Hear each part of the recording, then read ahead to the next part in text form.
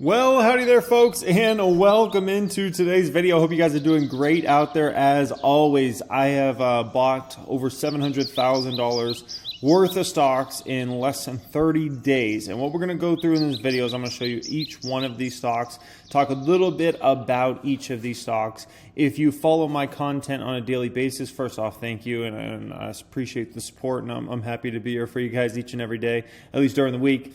And, I appreciate that. But yeah, I mean, if you follow my content every single day, you'll probably know quite a bit of these stocks mentioned on this list here today. And once again, all I can say is thank you for being here. If you don't follow my content that super close, these are definitely, maybe some new potential stocks that you might want to look into, or maybe not, but at least you can hear kind of my whole thesis on it and why I'm bullish on these stocks, why I'm buying them. I've spent over $700,000 on stocks in less than 30 days, and the IRS took $900,000 of my money in the last 30 days. So needless to say, my cash levels have decreased substantially now at this point.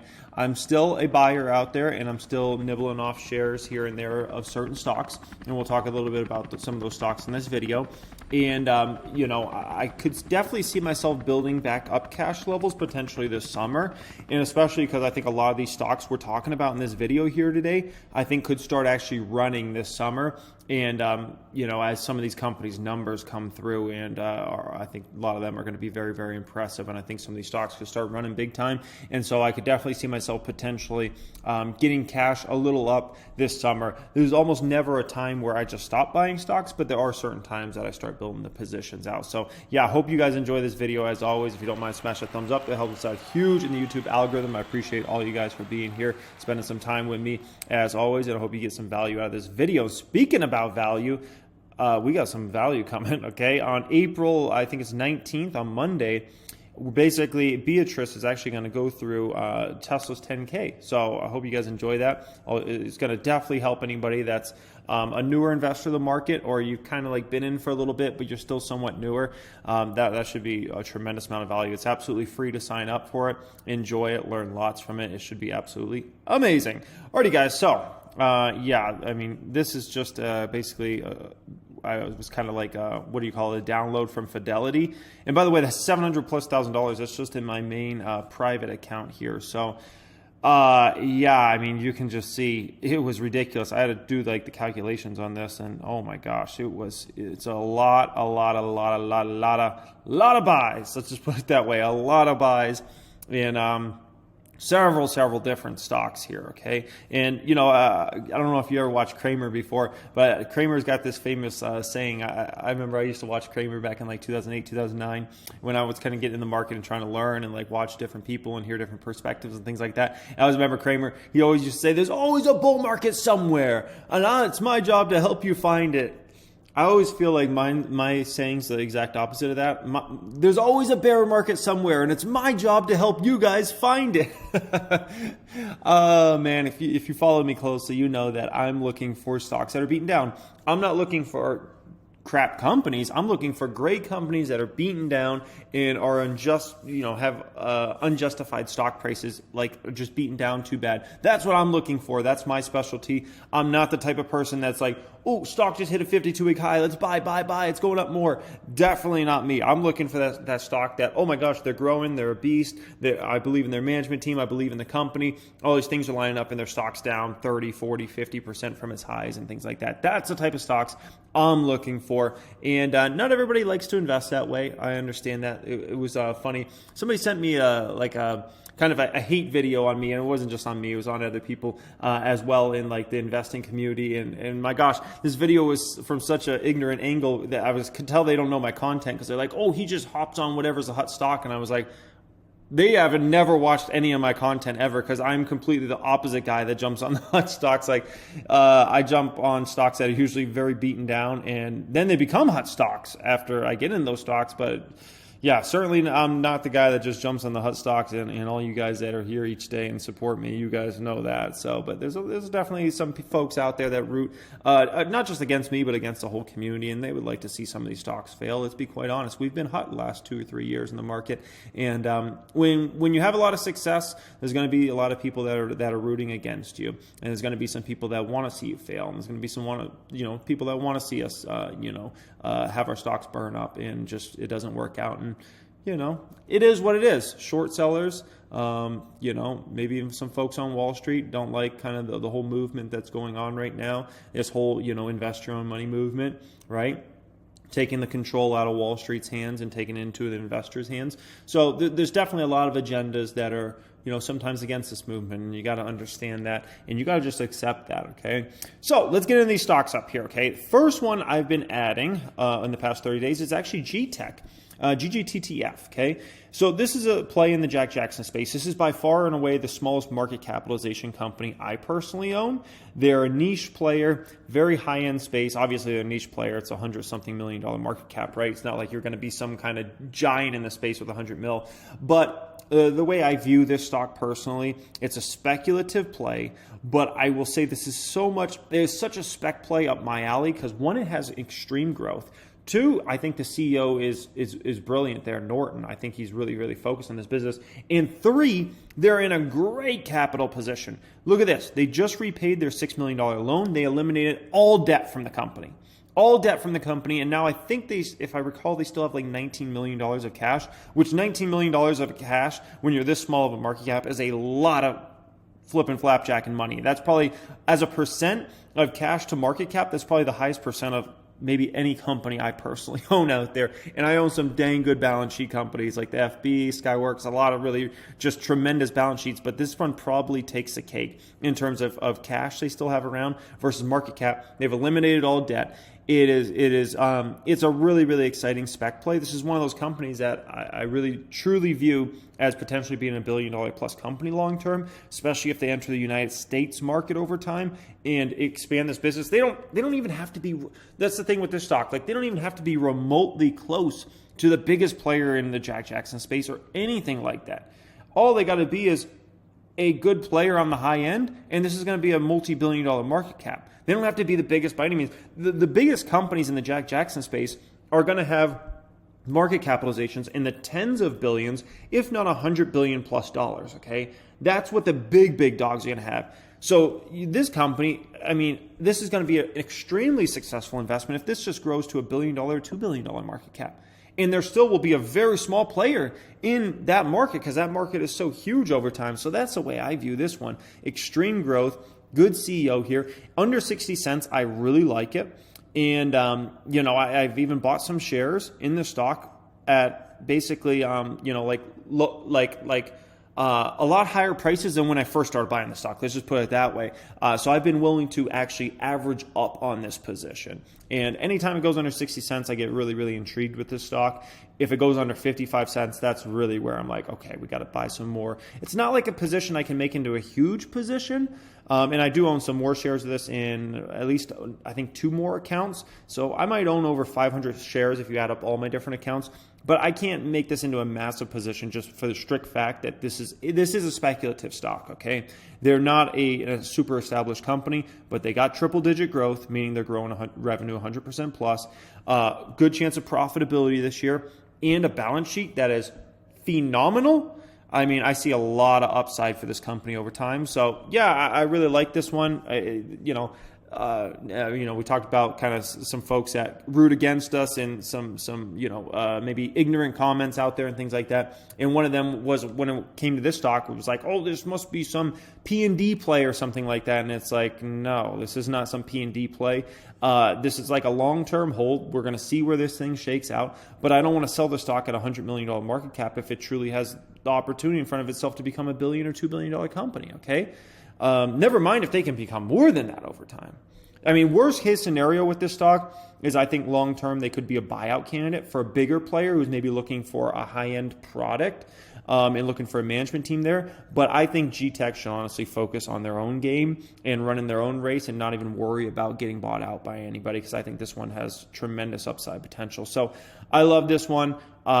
I went, don't be surprised if I continue to buy, and this is one of those stocks I've been buying. And yeah, I'm watching it. Under 60 cents, I like it. Under 55, I really like it, okay? My cost basis right now is 33 cents, okay? So for me to average up like that, I got a true big belief in this one over time, okay? Next one up here, this is another Jack Jackson play, The Planet, okay? The beautiful thing about these Jack Jackson plays is I almost feel like I'm a venture capitalist in a certain way when it comes to these stocks. And the reason being is I feel like these type of companies, if this wasn't still federally illegal, right? If it wasn't for that, I feel like a lot of these companies would be private companies and they would be doing their financing in the private markets. But because the capital system is the way it is, and because sometimes they can't get financing through traditional ways of the financial system, a lot of these companies have gone public. And therefore, I feel like there's no way I would be able to invest in a company like GTEC, a company like The Planet, if this was already federally legalized. But because it's not, we get all these tremendous opportunities in the market. I started buying the stock when it was $1 a share, $1 a share. And I felt like I was stealing shares basically. And I feel the same exact way now at $6 a share. I'm like, these are stocks that us as retail investors, the average Joes, we would never have these sorts of opportunities if it wasn't for the fact that these products are still illegal on a federal level, right? That's likely going to move off in the future, right? More and more states are starting to legalize. And obviously, Canada's legal now, right? And so you're looking at all this, and it's just a perfect storm. This one, my gosh, okay? It's $1 billion market cap. I mean, guys, okay, so if we're going to talk about some ignorant comments, one of them in regards to Planet is folks that are not educated, and I wish people could educate themselves before they speak, but it's the internet, right? So people just spout out whatever, okay? The Planet. Some people will say, oh, it's just a couple stores. What's the big deal with this one? Why is it $1 billion company with a couple stores, okay? The Vegas location employs over 500 people. That's not just a store, okay? That's like ridiculous. How many establishments employ 500 people at one place, okay? You're talking about you have to do some crazy volumes to support that type of workforce, but they can do that. The Santa Ana locations is probably going to have, I could see anywhere from 250 workers to 500 workers just at that one location. These aren't just stores. These are Disneyland type experiences for this sort of product, okay? It is epic, epic, epic, okay? And it's not just about the fact that they have these unbelievable superstores. They'll probably build another one, I would say, in 2022, if not 2 new locations in 2022. And it's not just about that. It's about the product lines this company has and expanding those into more and more locations that are not Planet locations or MetaZen, okay? And so that's where the real big story is here. Look what just happened. Analysts just brought up their numbers. So just as of last week, analysts had revenue estimates for 2021 at 127 mil, okay? They just brought their numbers up to 139, still way too low. Still way too low. They brought them up to 139. I think that's way too low. I did numbers of 150, what I have, 153 million or 157 million I have this company doing for revenue in 2021. And honestly, I'm looking at those numbers and I'm saying, I think I'm way off. I think they're actually going to be way above that. Somebody in the private stock group, we have definitely a lot of people in the private stock group that are, invest in the plan and are making tons of money on this one over the past year or so, and are huge believers of this stock over the long term, right? And one of those individuals ran numbers, and they're like, I think this company's doing 200 mil to 300 mil top line this year. This year, analysts brought their numbers up to 139. A lot's going to depend on Orange County. A lot's going to depend on Orange County. How busy is the Orange County location when that opens up? How fast does it ramp?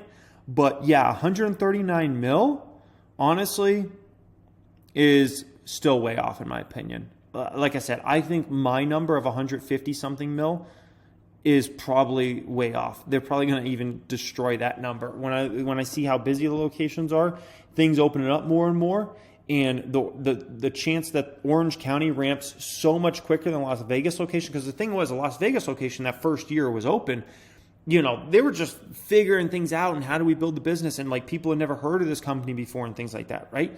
And now the companies, there's already probably a ton of people in Orange County that have come to Vegas over the past few years since the Planet location's been open, know that, and are now ready for that, right? Plus, a company has a ton of money to throw at marketing now. They obviously understand like how to do a store on a higher level. I spoke to Bob and Larry, the CEOs over there, and they basically said, everything is going to be way better in the first location because they've learned so much from that location, right? And that's the natural progression as a business. Whatever you do the first time, you make it better and better and better and better over time. And then whatever your first product was, that's actually becomes like not even that great, right? The Planet location is so far and away the best product in the market. It's insane. And the crazy thing is they're just going to build upon that and make that better and better and better over time and more profitable and bigger revenue numbers and things like that. So that's why I've been buying the stock. Next year, I think there's a high probability they open 1 to 2 locations next year. Keep in mind, next year, the Las Vegas location, keep in mind, like everything's open back up, toward the back half of this year, never mind next year, right? So you have Orange County open for a whole year, the Las Vegas location open for the whole year, the smaller Las Vegas location open for the whole year, brand expansion where they're going to expand their brands they own, their own brands, right? And then possibility of 1 to 2 locations opening in 2022. How does that company not do $250 million to $400 million of revenue in 2022? How do they not do it? I don't see how they don't do it, if not bigger numbers than that, okay? So yeah, this one's an unbelievable opportunity. Revenue growth crazy, a great team, unbelievable products and services that this company sells.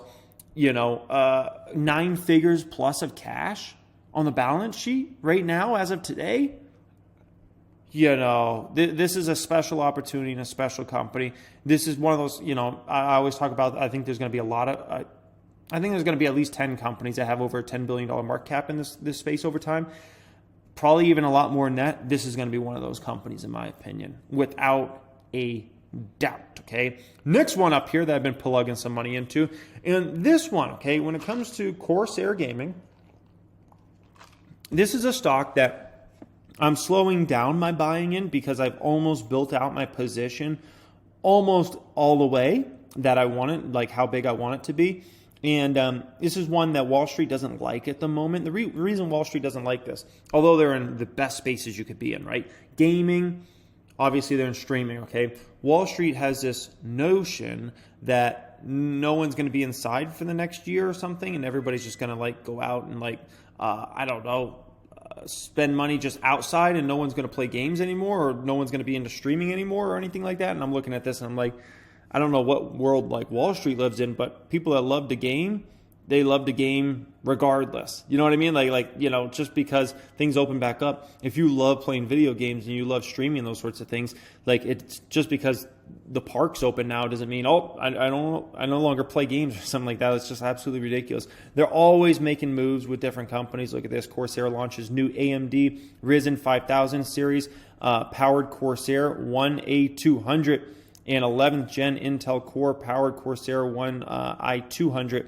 Always launching new products and services, whether it be under the Corsair brand, the Elgato brand. So yeah, just a very well-run business. A lot of growth in front of this company. Wall Street doesn't like it because the year-over-year comps are hard. I say go flip my flapjacks, Wall Street. I don't really care what you guys like, okay? I like companies that are at attractive valuations for long term. This company trades at about a forward P of 20. I mean, a forward P of 20 in this market with this type of growth in front of it? Please give me some more shares, okay? Look at the profitability for this company. Supposed to do $1.55 in 2021. Don't be surprised if they blow those numbers away, okay?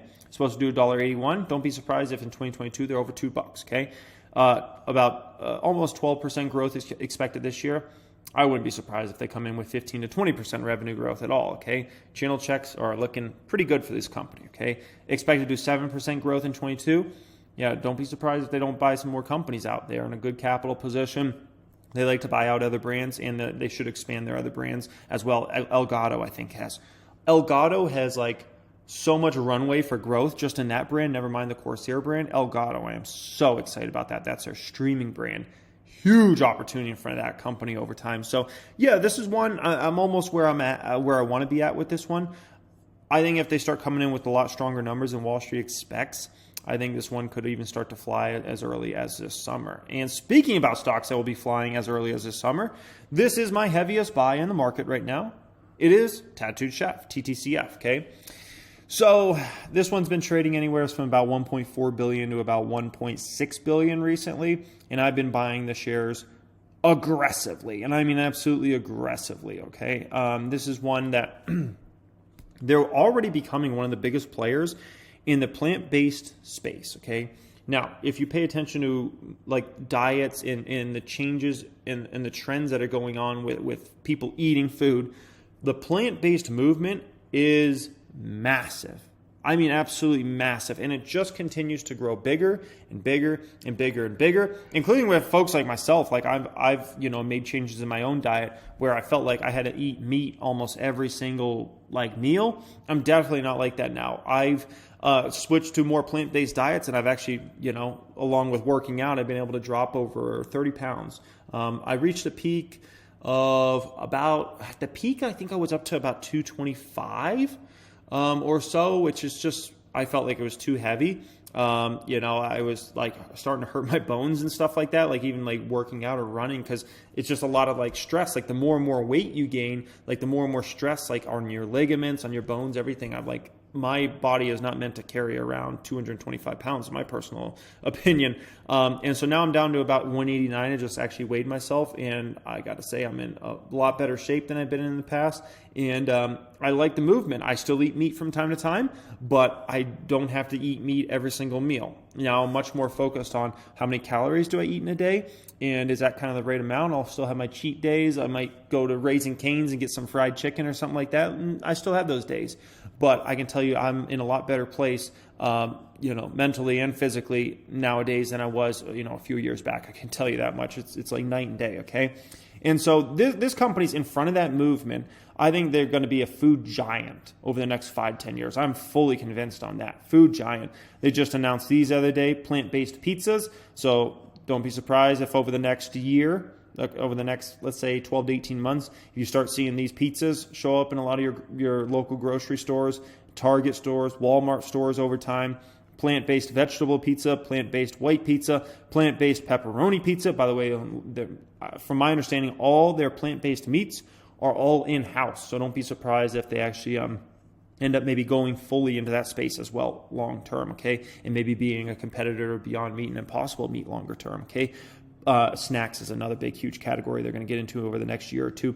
Plant-based 2-cheese pizza and plant-based sausage and pepperoni pizza, okay? So huge, huge potential for this one over the next several years, in my personal opinion. And I'm almost, I don't want to say I'm done buying this stock, but I have about 2 to 3 weeks left where I'm going to continue to aggressively buy this stock, and then I'm going to likely chill back on this stock. I've kind of wanted to get to like 55,000 shares to 59,000 shares. Well, I've really wanted to get to 50,000 shares. That's been my goal. And I'm approaching 50,000 shares if you add up all the shares I have in my different accounts. But I wouldn't mind taking it all the way up to 59,000 shares at the peak, okay? So I'm trying to get to 50,000 or so, which I don't have a ton more to add. I'm trying to get to 50,000 or so by the end of this month.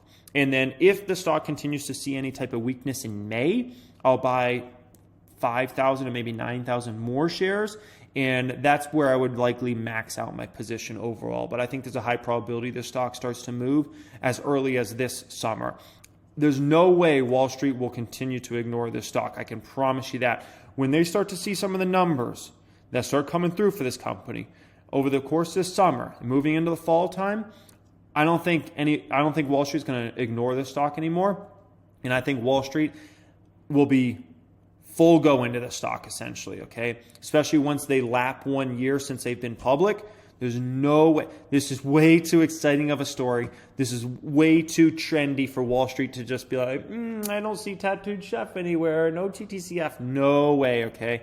And when this baby starts moving, in my opinion, it's not coming back. That's why I'm aggressively adding the stock. And, you know, if it continues to be weak in the summer, which I don't think it will be, but if it continues to, I'll be happy to pick up a little more shares, okay? And then just hold these babies long term. I don't want to get rid of these ones at all, okay? Now to a whole different category. So you see a lot of these stocks are very different, right? You know, we've gone through some Jack Jackson plays. We've gone through a gaming and streaming company. We've gone through a food company now. You know, I like to buy different stocks in different industries where I see opportunities. That's what it's all about, okay? Next one up here is Voyager. So Voyager is a stock I bought in the past month. This is one I really love. It's a crypto brokerage, all right? And the gentleman that leads this company is actually a former vice president of E-Trade.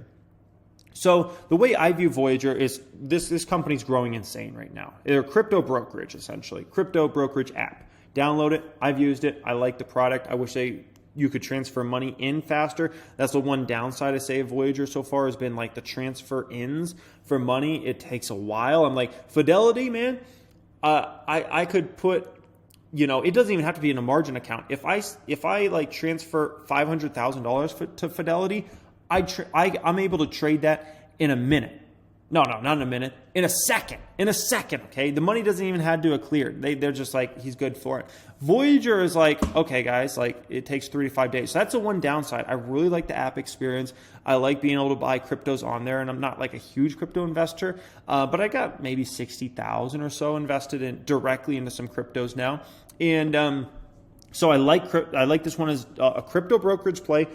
They're growing users like insane. They're growing revenue like insane. They're growing profits like insane. They're growing assets under management like insane. They're growing literally everything exponentially right now. They're going through this amazing growth period. I think longer term, they're going to get into stocks and offer stock brokerage. I think longer term, they're going to get into debit cards, credit cards, maybe even savings accounts, things like that. I love VGX. As a rewards program token over time. You know, VGX is the number one coin I'm buying at the moment. VGX. And so, yeah, I really like Voyager Digital.